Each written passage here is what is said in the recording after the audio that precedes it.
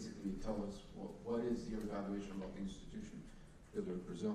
And to say one of the shout out from Brazil, first the gentleman.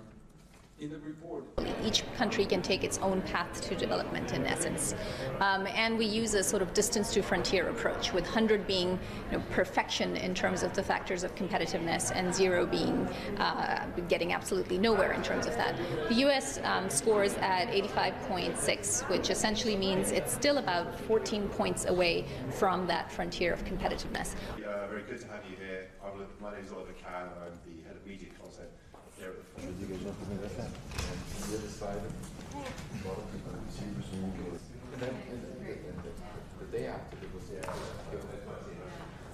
Why they do well: they're an innovation powerhouse. They do well in terms of labor markets. They do well in terms of market size. They do fairly well in terms of institutions, but there are also a lot of worrying signs. So the U.S. is one of the lowest ranked G20 economies when it comes to health.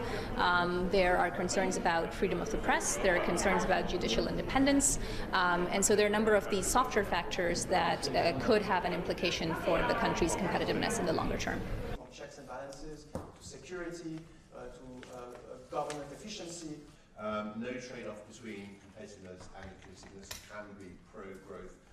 The old index and new index are apples and oranges. The reason the new index has been built is because we've learned so much about what drives economic growth and growth in income in the long term. We've built into account the lessons learned from the financial crisis 10 years later.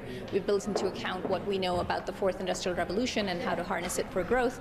And we've built into account aspects around human capital and social inclusion.